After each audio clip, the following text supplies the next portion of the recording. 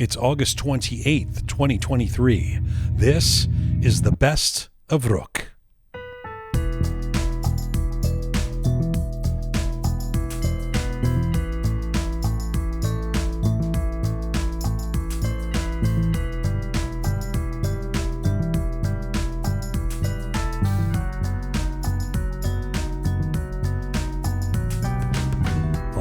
Welcome to episode 283 of Roqe.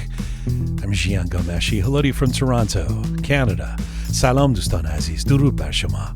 Hope you're doing well wherever you are tuning in from around the world. We are on our ongoing mission to build a new audiovisual encyclopedia of Iranian diaspora identity.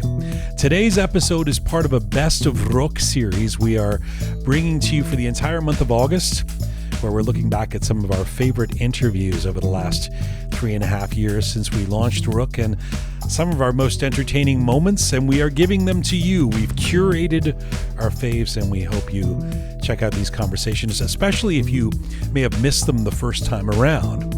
We're bringing you brand new episodes of Roqe, starting with our season preview show next week on September 7th, and then a big new edition of Roqe on September 14th. That's coming up. But first, the Best of Roqe continues today on the program. One of our favorite all-time guests on Roqe, who's now been on a couple of times, and this was the first occasion we had him on. You know, if you have binge-watched the excellent Netflix series How to Become a Tyrant, you will have likely become enamored of an interesting and idiosyncratic expert imparting profound ideas. That would be Dr. Fathali Moghaddam, an Iranian-American academic and writer who's become a popular voice in assessing the psychology of authoritarianism.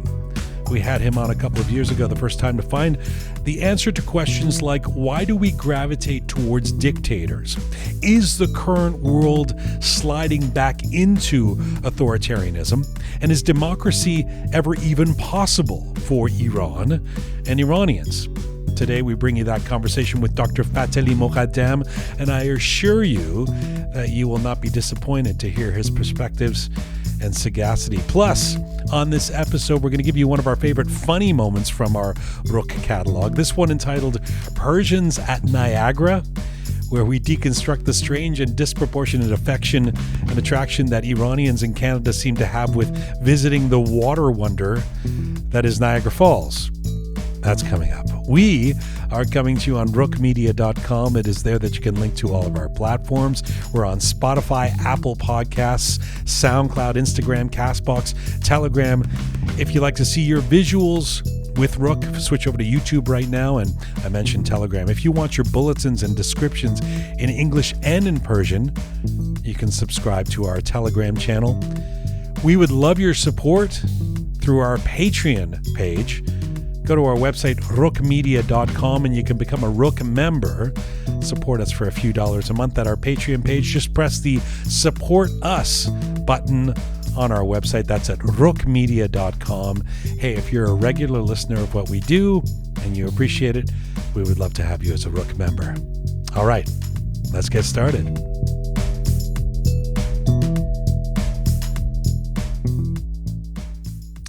Well, our featured guest today is an Iranian-British psychologist, an author, a professor of psychology, and the director of the Interdisciplinary Program in Cognitive Science at Georgetown University. Dr. Fathali Moghaddam was born in Iran, moved to England with his family when he was only 8. He received his formal education in England, and then he returned to Iran during the revolutionary period of 1979 to do academic work. Indeed, he was researching there during the hostage crisis and the early years of the Iran-Iraq War. Dr. Moghaddam, who'd done a lot of research in an experimental laboratory in England, suddenly found himself in the real-world laboratory of a radical revolution. In 1984, he moved back west and spent a period at McGill University in Montreal, where he did research on cultural diversity before joining Georgetown University in 1990. He has conducted experimental and field research in numerous cultural contexts and published extensively on radicalization, intergroup conflict, human rights, and the psychology of dictatorship and democracy. Dr. Moghaddam formulated the staircase to terrorism model, which has been extensively used in international research and practice. His books include The Psychology of Dictatorship, Threat to Democracy, The Psychology of Democracy, and Shakespeare and the Experimental Psychologist. And you may be familiar with him for his memorable appearances in the popular Netflix series How to Become a Tyrant. Dr. Fathali Moghaddam joined me from Washington, D.C. Here's our conversation. Hello, sir.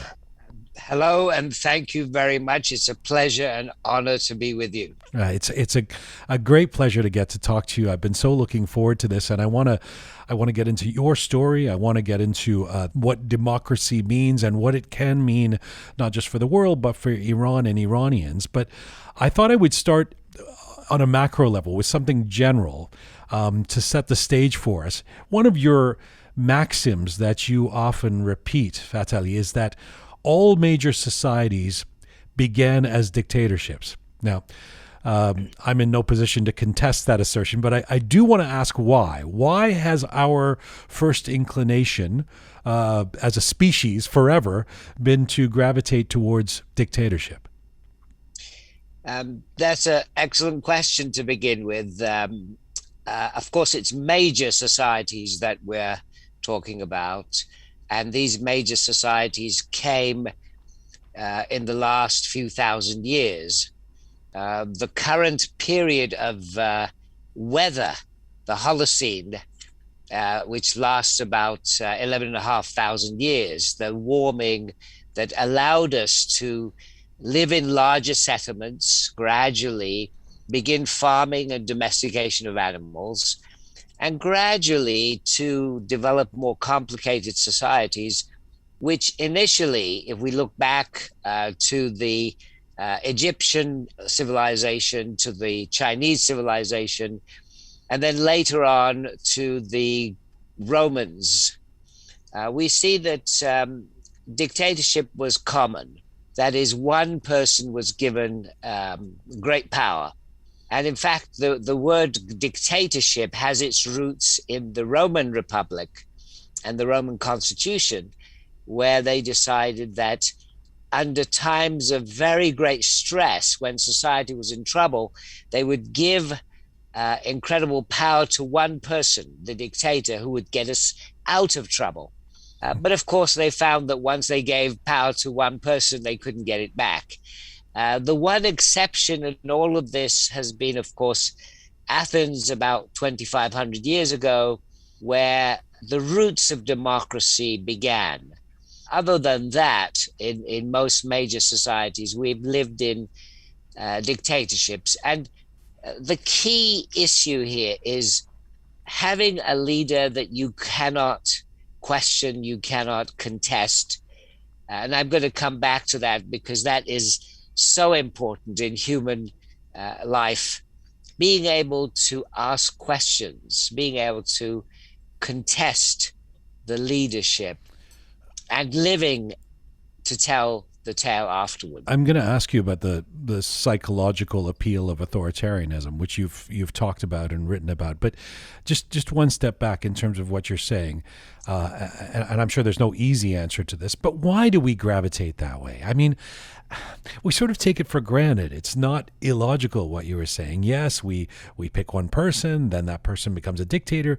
But why? Why wasn't the natural instinct psychologically to say, hey, let's the 10 of us work together to see how we fix this thing? Absolutely. And in hunter-gathering societies, there was shared leadership. There was leadership by women more in some areas. So it's much more flexible. And you're absolutely right. We need not have taken this path.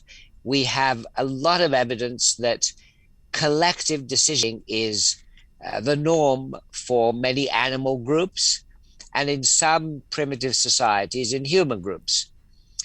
What happens is that once there is a surplus in society and once ownership and inheritance and inequalities arise, then the ground is laid for strong centralized leadership. And that strong centralized leadership becomes even more important when groups begin to attack one another because there is something to gain. There is a surplus that they can try to capture. When we were hunter-gatherers, there wasn't much use in attacking other groups because they didn't have much we could accumulate. We could enslave them, but we couldn't do much else.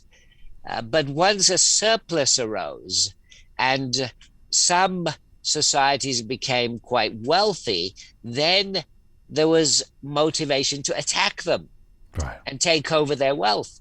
And that's where leadership, and particularly aggressive leadership that can defend us, that arises. And of course, once leadership arises, you get stratification and inequalities and ownership and inheritance. These become prominent. So that's a perfect segue, though, because even with leadership, there is a way to have or accomplish leadership with collective consent, right? Whereas you've talked about the psychological appeal of authoritarianism. If you can break that down in layperson's terms for Yes. me and our audience, what is the simple appeal of wanting what we would think? It's counterintuitive. We would think we don't want authoritarianism. What is the appeal Yes. of it? Yes. Wonderful question. And of course, a number of very important books have been written on this. One of them, which I first read in Farsi, actually, is Escape from Freedom. Fromm's book, Escape from Freedom. He believed that in the modern world, because the traditional relationships of family and community have been broken, we have become very anxious, and we are anxiety ridden in our modern societies. And we are worried when we have this freedom because we don't have the connections to root us. And his idea was that we have a tendency to escape freedom and go into the under the umbrella of the great dictators. I think Fromm was correct in many ways, but I think in some ways he doesn't capture 21st century strongmen. When you look at the current situation, I believe it's different. I would make a distinction between two types of freedom. One type of freedom is individualistic, where we have freedom of expression, freedom to move, freedom as individuals to make choices, etc. And we try to actualize ourselves, to optimize ourselves through individual freedom. But the kind of freedom that the strong man offers us is very different. The strong man offers us freedom through the group. It is through the power and glorification of the group. It is making America great again and being part of that. Right. It is the Third Reich, which will last 1,000 years, and the glory of that. So the strong man encourages us to join a movement, join a group, become part of something greater. And of course, it is only the strong man who can lead us. Only he can save us. I'll come back to the 21st century element. But if I understand you correctly, again, it seems counterintuitive. You're saying that, I mean, part and parcel of this would be that we don't necessarily, in terms of the appeal, we don't necessarily think that the authoritarian or the dictator is going to be a threat to us. We think it's that in fact, it's the opposite. They're creating a safety. Colonel Gaddafi is going to be my hero who's going to protect me somehow, but be a threat to others. This is if I'm in Libya in the 1980s, and I'm buying into that, right? Is that what you're saying? Yes, exactly. And also, of course, the authoritarian strongman knows that threat is the key. That is why they continually focus on threats. We are going to be attacked. We are being invaded. These Mexicans, these Muslims, these others, they are invading us. And of course, in the Middle East, America is the bogeyman. Israel is the bogeyman. They are attacking, they are invading us, they're taking over our goods, and I am going to protect you. Right. It occurs to me that, just parenthetically, that even when we know, even if we can be a good student of history and look at these figures and say, that was bad, that was wrong, that was horrible what happened, that was an atrocity, we remain fascinated by authoritarians, by dictators, by tyrants. We're almost drawn to them, even after we know all about the atrocities they've presided over. Isn't the interest and success of the Netflix series that you star in, the recent series, evidence of that? Why are we so keen on hearing about them? That's excellent. I think you're pinpointing a key characteristic of human nature. The appeal of authoritarianism is not limited to a specific time. It is timeless. And this is what continues. This is what continues to work even in so-called democracies such as the United States. See, what Trump brought to light, and this was a great surprise to many liberals, because they couldn't believe that in an enlightened country such as the United States, there would be 70 odd million people voting for Trump after what he had done, after he had suggested that we inject ourselves with Lysol. Right. This was amazing to them, because they couldn't understand, how is it that we are being drawn, we are attracted to this man who is ignorant, who is anti-science, who seems to only appeal to our darker nature. And this is exactly the point I want to make, that the appeal of authoritarianism is not new, it is not past, it is forever. It is forever. This is part of our relationship with leadership. We have evolved in societies that were almost always led by strongmen. And most of our history has been under dictatorship. We broke out of that momentarily in Athens 2,500 years ago. That collapsed. We came out of that briefly in some other societies, and we are now in a dangerous situation because the rise of dictatorship is global. Right. So it's not limited to. This is my next question for you was going to be there. There is a general orthodoxy these days amongst, say, political pundits to suggest the world is sliding or maybe regressing back into authoritarianism, not only when we speak of, say, China and Russia, but in the West as well. So you believe that to be true?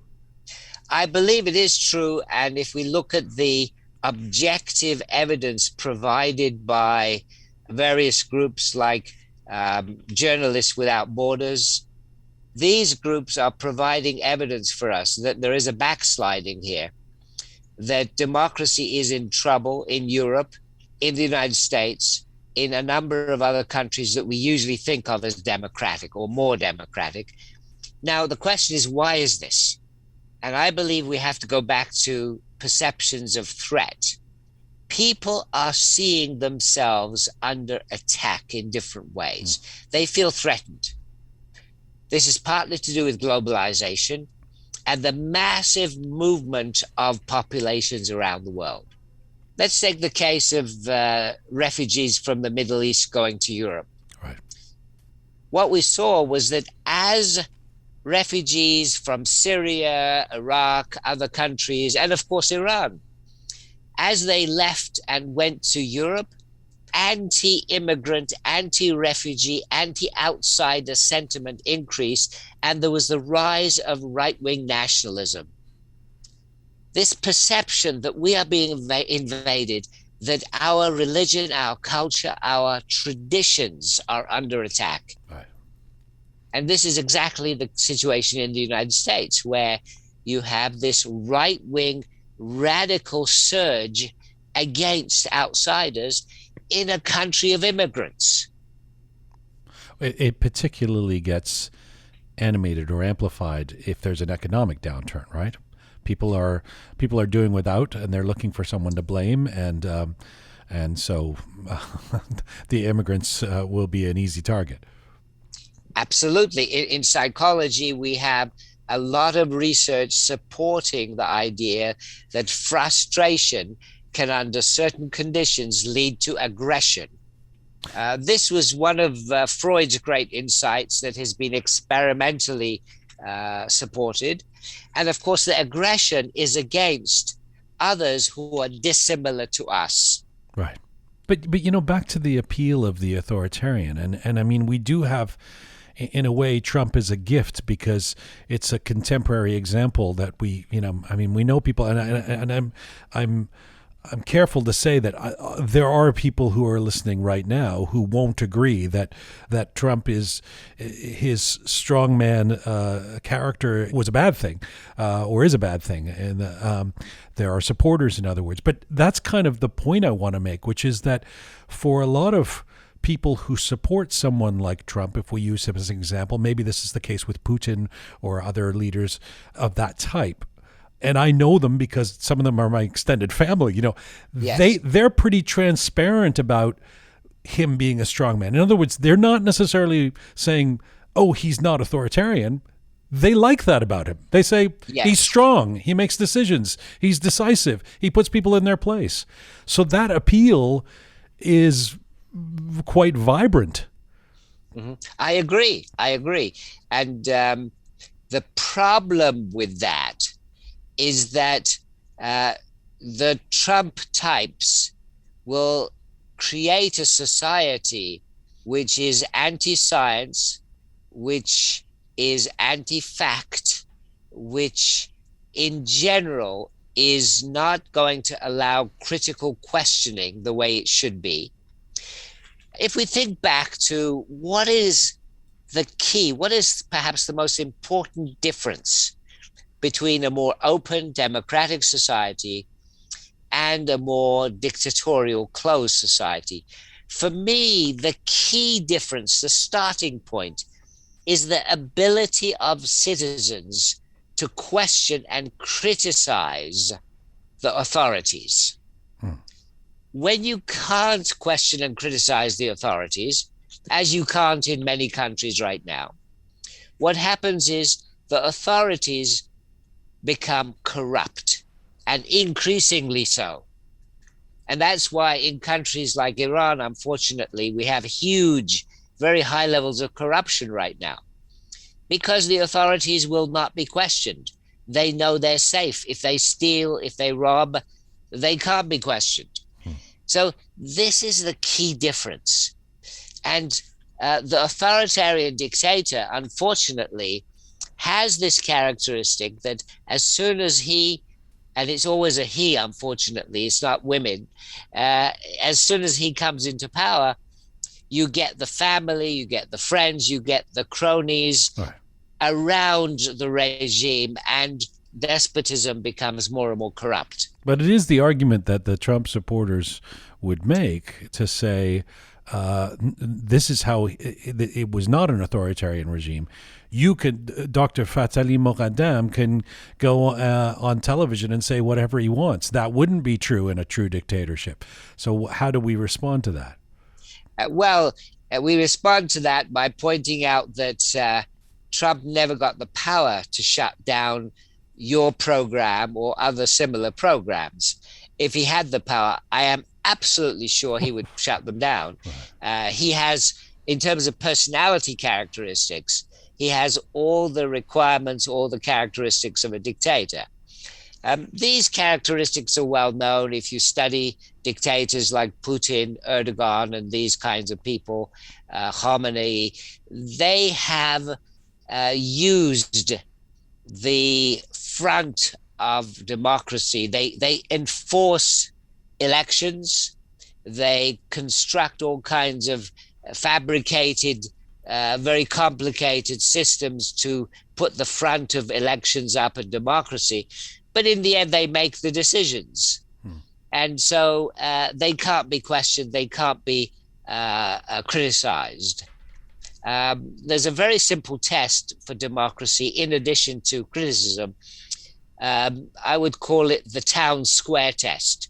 The town square test is very simple. Can you go to your local town square, stand up and make a speech against the leader and not be arrested or attacked or killed? Well, yes, you can do that in the United States at the moment, but in many countries you can't, right, including Russia, including Iran, including many other dictatorships. So you mentioned Iran and Khamenei. Let me get into that and get into your story as well. But first, I mean, just to situate it, where does the Iran of today fit in? I mean, it almost seems like an absurd question given what we've seen over the last few decades in Iran. But is it what you would traditionally deem to be an authoritarian society, a dictatorship? Absolutely. Iran is a dictatorship. And unfortunately, because religion is being used to enforce and support that dictatorship, there is an additional layer of corruption, and that is a moral corruption. You have quite a few of the ulama, of the mullahs, who oppose this regime in prison, and they've been dealt with that way. And unfortunately, the more democratic characteristics of Shia Islam, which have always helped the people, are also being crushed. Let me give you some examples. In Shia Islam, of course, Muslims are free to choose their marja' taqlid, the source of emulation, and they can pay their Islamic taxes, khums or zakat, to any person they wish. They have this freedom to choose. And traditionally, this was a way in which particular mullahs became powerful and could act against authoritarian rule. For example, Sistani is still very powerful and outside the orbit of Qom. And one way he's powerful is through khums or zakat, the Islamic taxes being paid to him. Right. Now, this is the root of a democratic system. You have people choosing who they want to become more powerful by paying them their taxes. But of course, in the current Iranian system, the political mullahs like Khamenei have taken over, have usurped the traditional Shia Islam system of promotion, and they have squashed whatever democratic tendencies there were. So unfortunately, this has really crushed what could have become a thriving pro-democracy movement within Islam itself, within Shiite Islam in Iran. It could have been part of our reformation. Meaning that Islam is not necessarily antithetical to democracy? I believe there are elements of Shiite Islam, I'm not talking about Sunni Islam, Shiite Islam, that are pro-democracy, but they have to be nurtured by the right kinds of people. And unfortunately, in Iran, we don't have those people at the moment in power. You were born in Iran. You grew up Yes. there until you were 8 years old, and your family moved to England. Fathali, what are your earliest memories of Iran? Are they fond ones? Yes, of course. Most of us have childhood memories that are very fond. And in 79, I rushed back to Iran because of my fond memories and also my desire to try to be part of a democratic movement in Iran.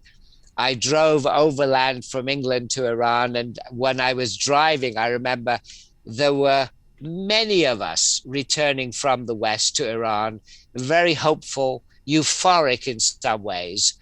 And when I arrived, it was a spectacular experience, that opening of 79, when Evin Prison was opened, when we had freedom, and I started teaching immediately in universities.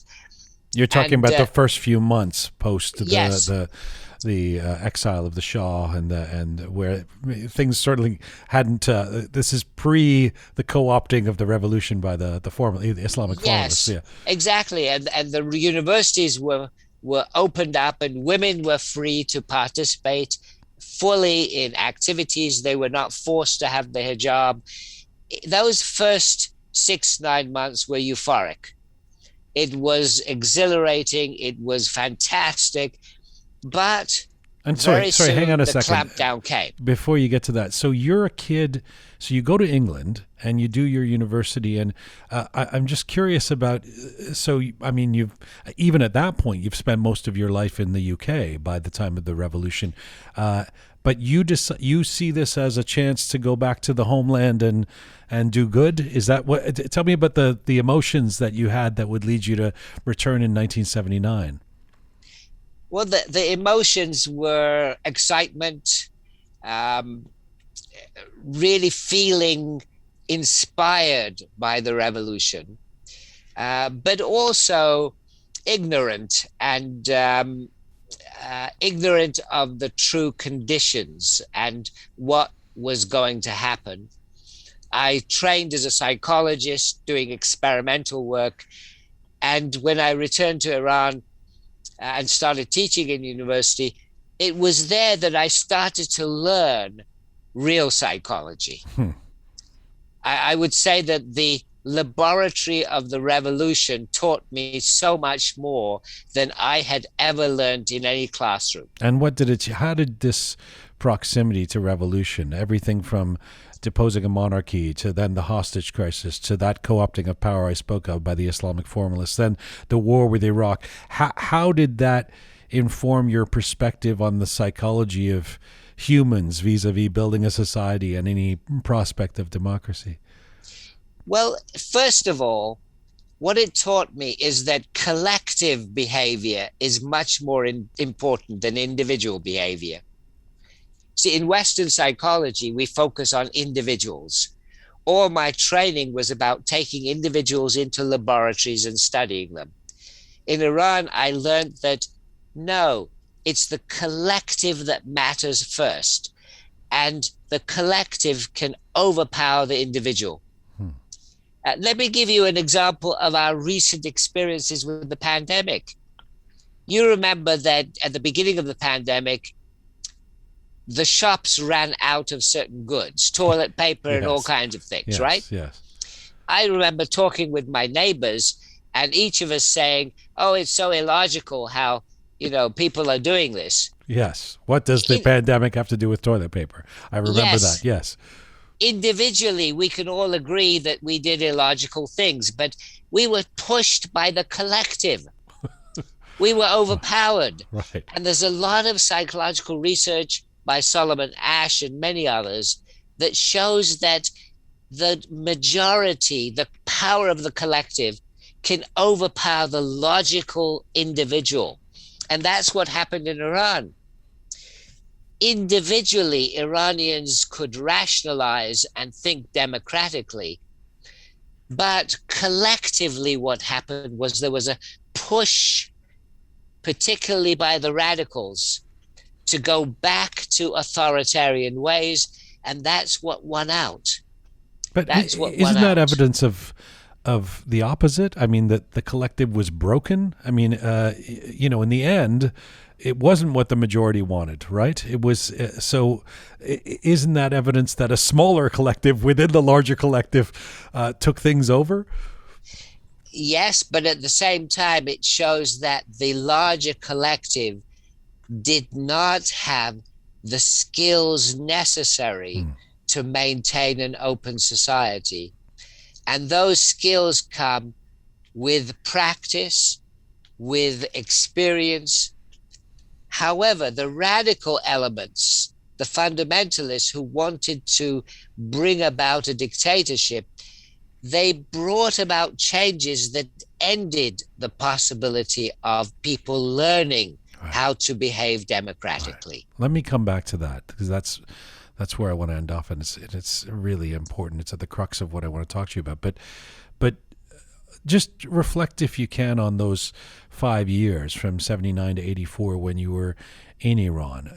Was this I would guess that this was a downward spiral of sorts for you if you arrived with the excitement of thinking this was going to be the new democratic nirvana or people power, etc. Did it cause you to be jaded? Was it a loss of innocence somehow? I'm not sure I became jaded. I would say I became much better informed about human beings and their behavior, much better informed than if I just stayed doing laboratory research. Also, I became much more focused on long-term changes. See, again, Western psychology, most of my studies in Western psychology are 1-hour experiments. They're not about long-term processes. So one of the things we have to do to understand ourselves in places like Iran is to look at long-term processes. I certainly became much more realistic and, if you like, pessimistic in terms of what the prospects are for achieving an open society that is less based on corruption. Now, we have to come back to this issue of openness and questioning. See, that the challenge in Iran after the revolution was that the fundamentalists who took power, they were strong in religious belief. It's the same when you look at 1917 and the Russian Revolution. When Lenin, Stalin, and these people came in, they were not religious, but they had their own religion of Marxism and this blind faith to Marxism. Whenever you have a group blindly adhering to a system and unquestioningly following that system, you're going to have a breakdown of democracy. You're going to have closed society.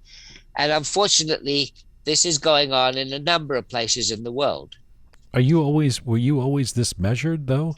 I mean, was there not a moment where you just sort of went, oh my God, and were heartbroken or broke down?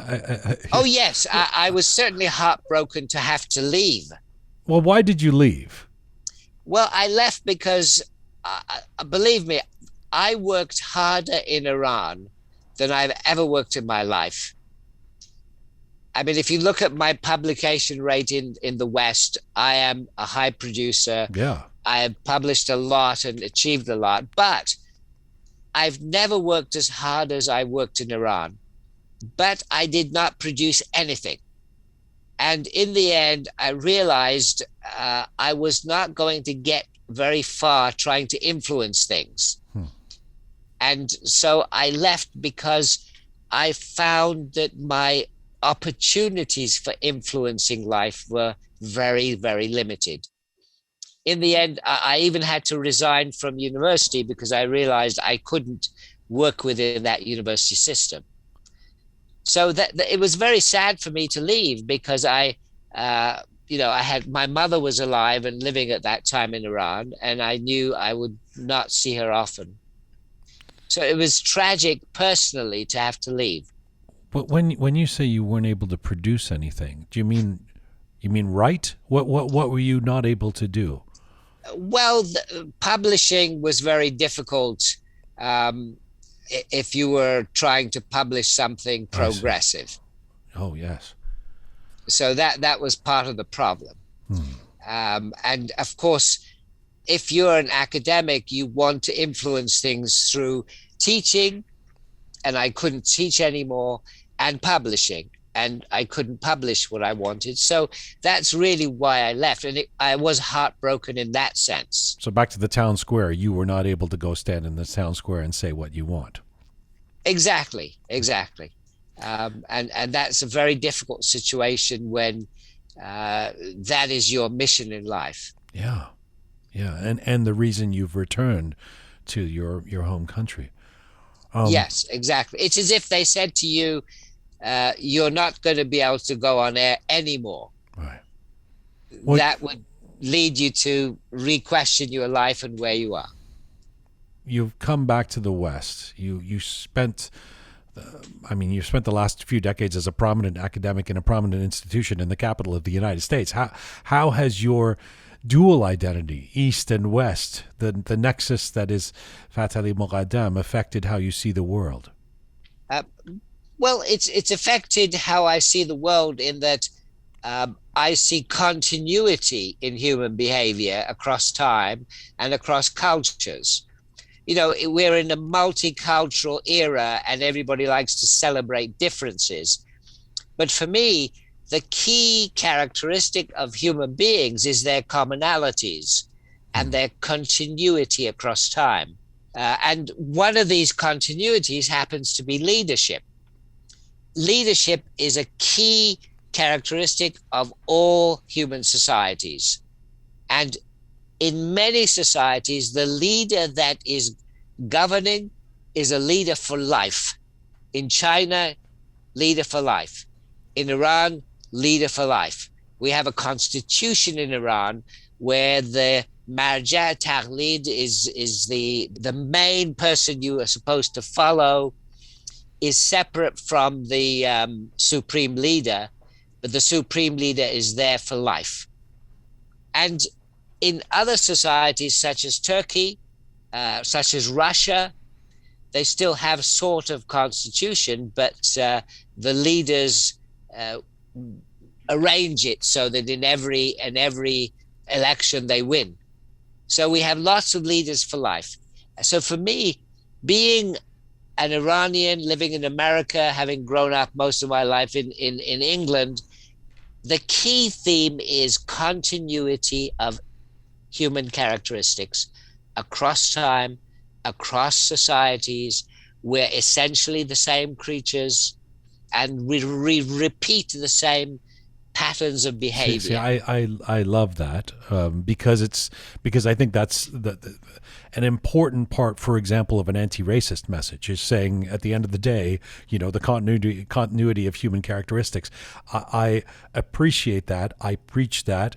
But for the sake of this conversation, I mean, you know, there are people who will say, and we'll say this with some cause. I mean, we'll say, masalan, like the people of the Middle East do not know how to work together, the way the Swedish people do, or the Canadians. So how do we marry that to the continuity of human characteristics? Well, it's a great question. I would ask you to think about the Iranians who are living abroad right now in America, in Europe, in other places. I'm sure you know, and I know, many Iranians who collaborate in excellent ways with others. They do group projects. I know them in research. I know them in industry. These people, if they were in Iran, they would not be able to do that. So what is it about? Is it the person or the context? I would argue, place Iranians in a context where they are supported to be collaborative, to do group work. They become different creatures. What has happened in Iran and a number of other societies is leadership, and particularly dictatorial leadership, has created a context where there is distrust between individuals, where individuals cannot cooperate with each other and cannot be productive. Right. But I'll gently push back. I say this with some sadness. Yes, of course, I know some people who work in collectives, et cetera, who are Iranian. But for the most part, I feel like we've migrated a lot of those tendencies. I mean, if they're not in our DNA, they haven't elapsed in us from the Iranian experience, because I do see that mistrust in our community. I do see sectarianism in our community. I do see the inability to get along because we're always looking over our shoulder. What does that guy want? You know, all of the things that. Yes. I mean, so how do we explain that? There is some of that within Iranian groups, but you look at those Iranian individuals at their work. See, I know some scientists, for example, Iranian scientists in places like the NIH and other places, where they're incredibly productive and they don't have any of these characteristics of suspicious, being constantly wary of others. See, when groups of Iranians gather, they reformulate, reconstruct what they had in Iran. They're bringing over part of that culture. Right. But as individuals, when we're put in a different context, we behave differently. So my point is that the Iranian context needs to change, and it needs a different type of leadership to change it. It's so interesting, too, that having trouble with the collective or that mistrust, for example, doesn't there's that. And on the other hand, the Iranians are the kindest people that you will find. They're incredibly giving, for example. I mean, I guess the upshot is that humans are complex, but it isn't like the fact that we might have trouble doing democracy means that the suggestion would be that everyone's a bad person. It's just very hard to organize in and amongst Iranians. And I feel like in a society like Iran, having listened to your lectures and your work, that has been so colored by dictatorship and authoritarianism, not just in the current context, but through the generations, back, before the current one. I mean, is it realistic to think that some kind of democracy can even be achieved within a few generations? I believe it's realistic to think that we can move stepwise towards a more open society. We have to remember that at the moment, there are no what I call actualized or fully developed democracies. What does that mean? Explain what that means. Actualized democracy means a society where every individual is capable of participating in decision-making in a maximum way, and it's an ideal situation where everyone has a say and their interests are taken into account. We don't have that yet, not in the United States, not even in places like Sweden.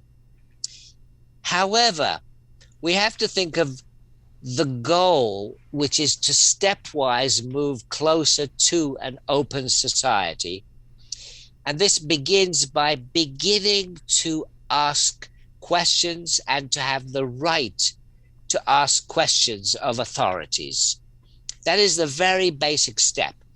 The right to ask questions from authorities. Unfortunately, in some societies, that right does not exist.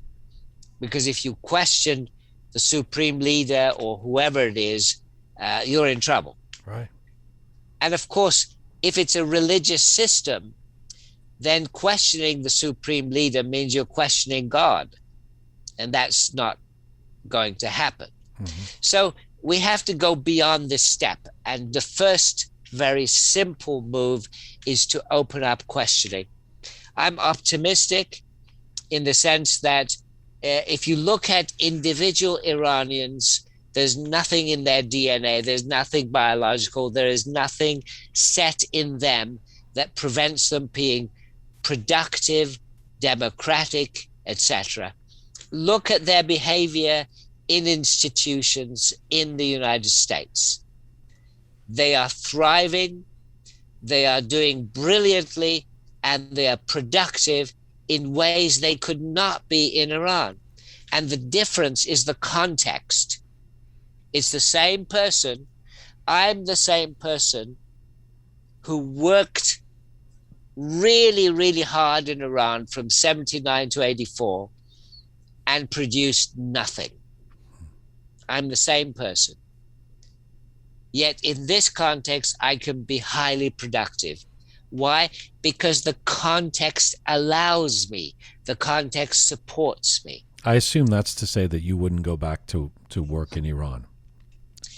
I would love to go back to work in Iran if the situation changed. Right. But I don't think the regime would want me back, and I don't think I would be productive there in the current conditions. So, just when you say even Western countries have not achieved actualized democracy, so is there any example in the world that we can look at, or has there ever been that is to steal the American terminology, a shining beacon of democracy? Well, there isn't yet, but we have the technology to move forward to much greater participation by people in decision making. Let me give you an example.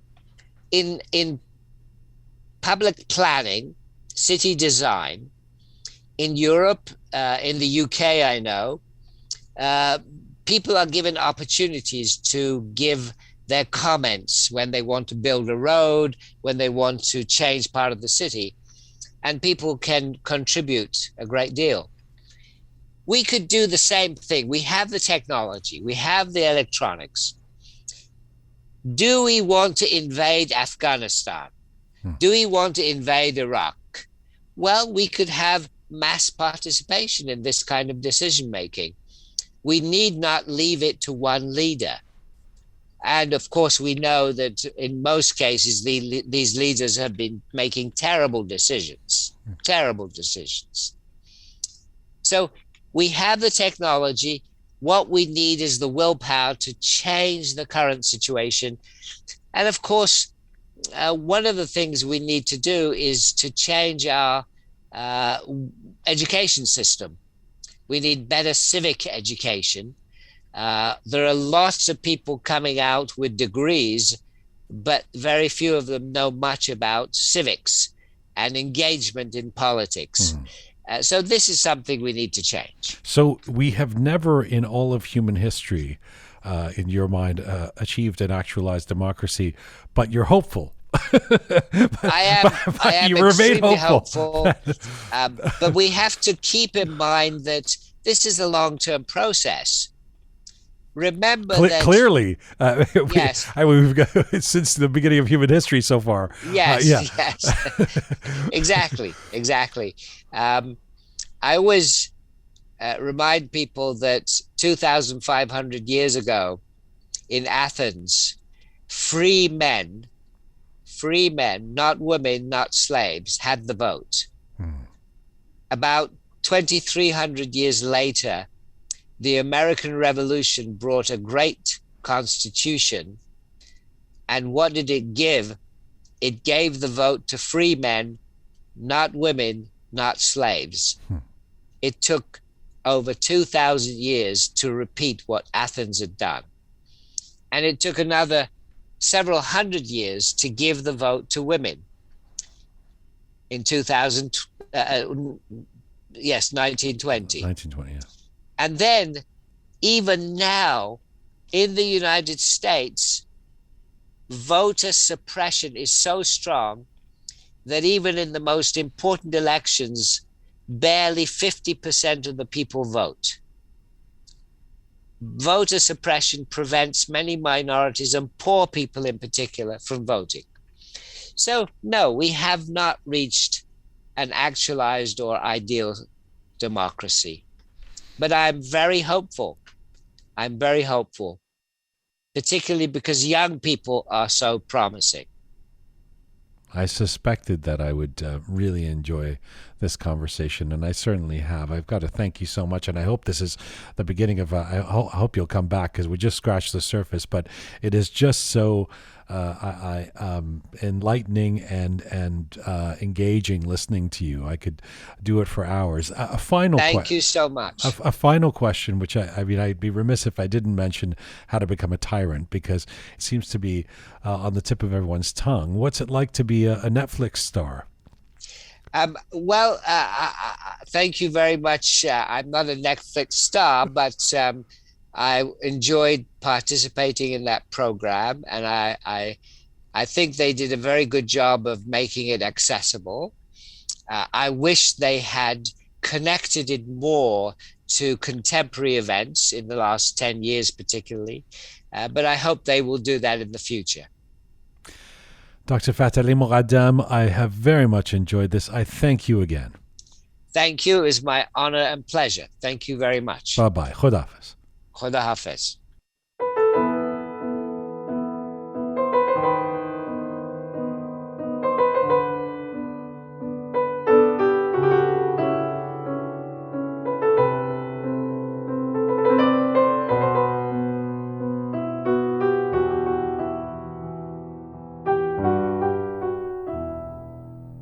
This is the best of Roqe, episode 283 of Roqe. You know, there are various occasions on this program where stories are told and laughter ensues, and sometimes it has to do with the idiosyncratic practices of Iranians here in the diaspora. This is one of those moments from a couple of years ago with Reza, Jian, and Shaya in the Roqe studio, where we discuss the strange allure of repeated visits to Niagara Falls here in Ontario, Canada, for immigrants, and it seems in particular Iranians. This was after both Jian and Shaya went to the popular tourist destination for a weekend.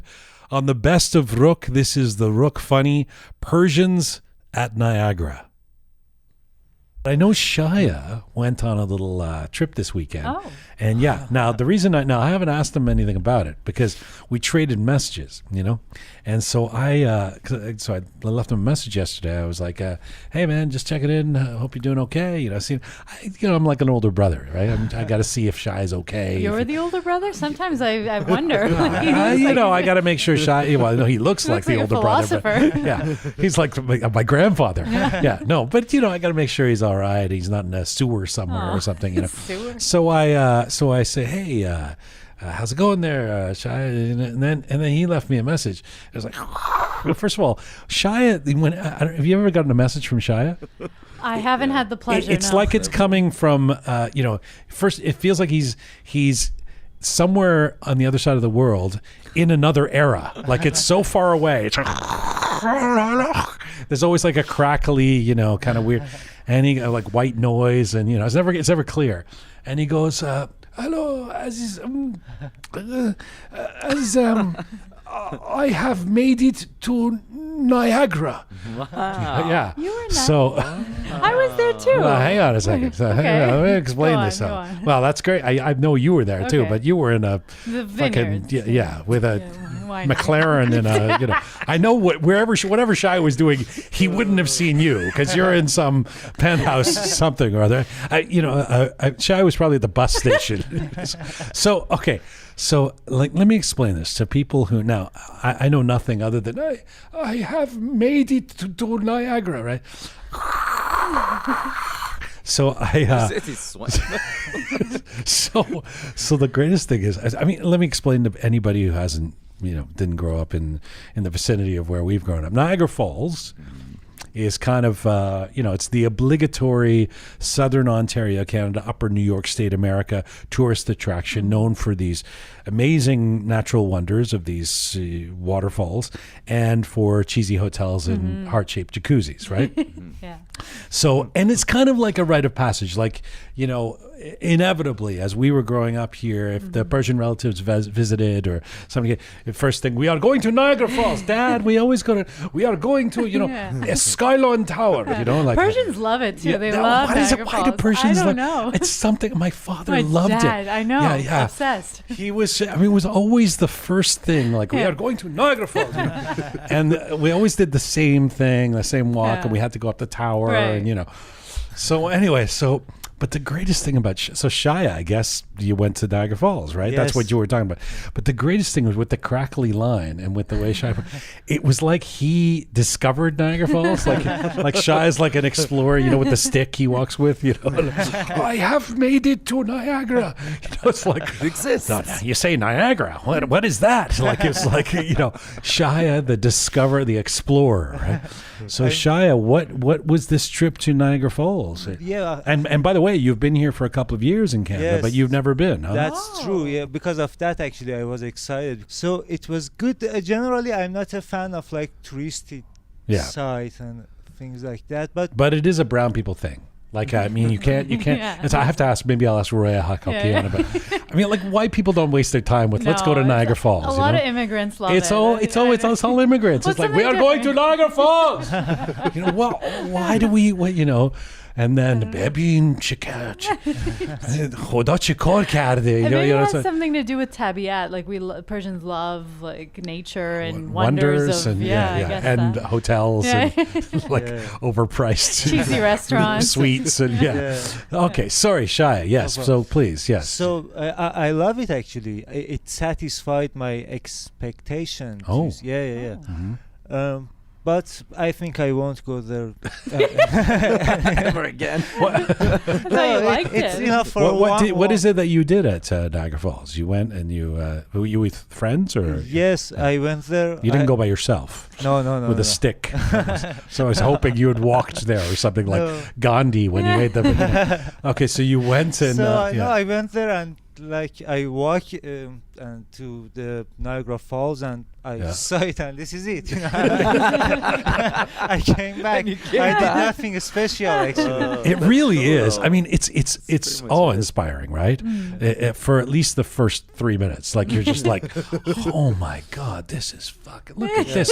Look at this. How did this? And it never stops. The water. And then after about 4 minutes, you're like, you guys hungry? You guys want to go for some pasta? Yeah. It's worth the trip if you want to go and gamble a little bit because there's a casino that's right. there. Well, now there's a casino. Yeah.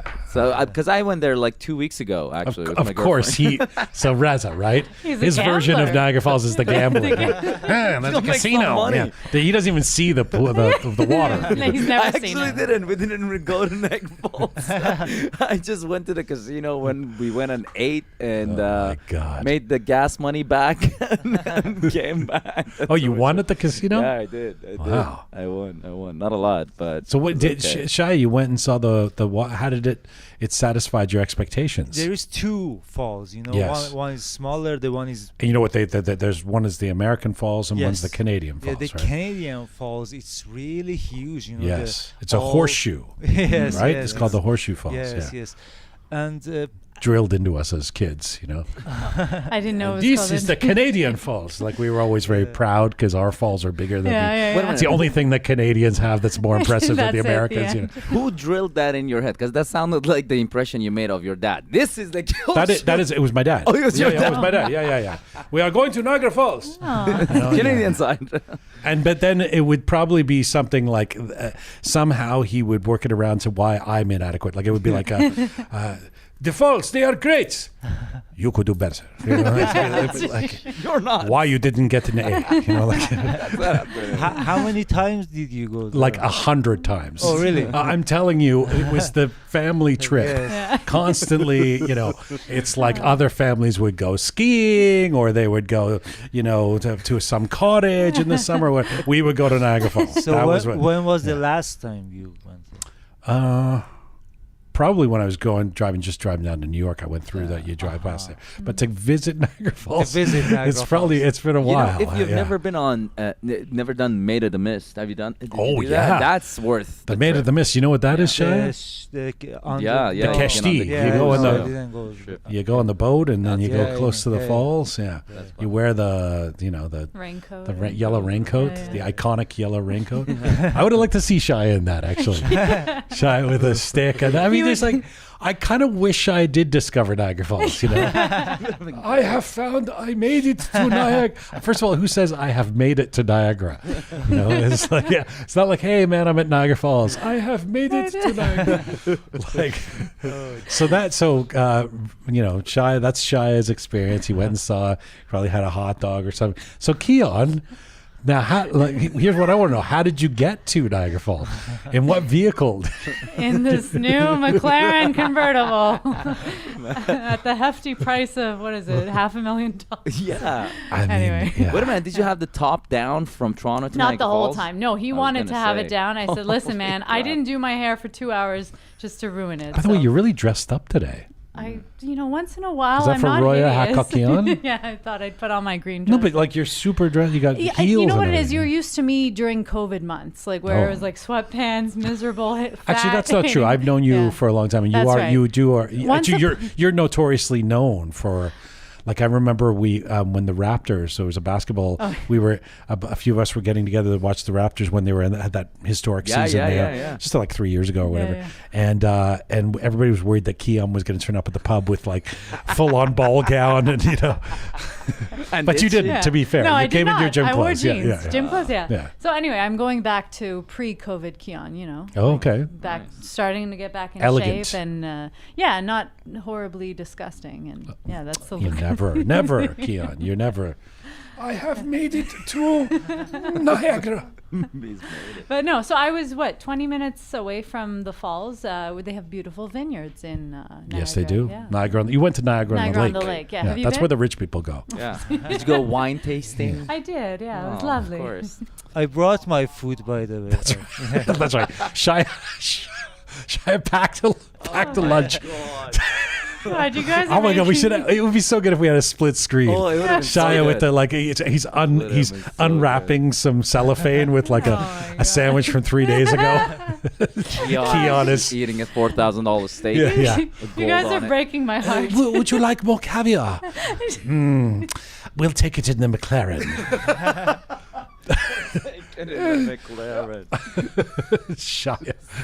Shia drops his sandwich into the falls. He has nothing to eat. Well,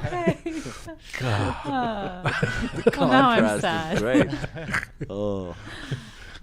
Yeah, we went wine tasting. I mean, what do you guys do when you go to Niagara Falls? We fucking eat a sandwich. That's what we do.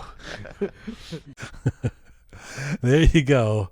Persians at Niagara Falls, the Roqe Funny from a couple of years ago. This is full time for the best of Roqe for today. Thank you so much for listening.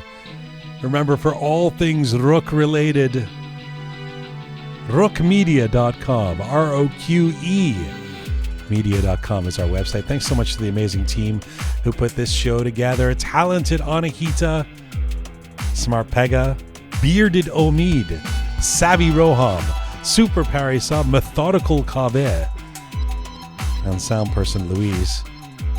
Thank you to you guys out there for supporting us. Thank you for sharing our content. If you like what you hear, tell people about it. And please subscribe on any or all of our platforms if you haven't done so already. You can find the show on Instagram at Roqe Media. Find me on Instagram at Jian Gomeshi. And in the meantime, Mizun Bashi.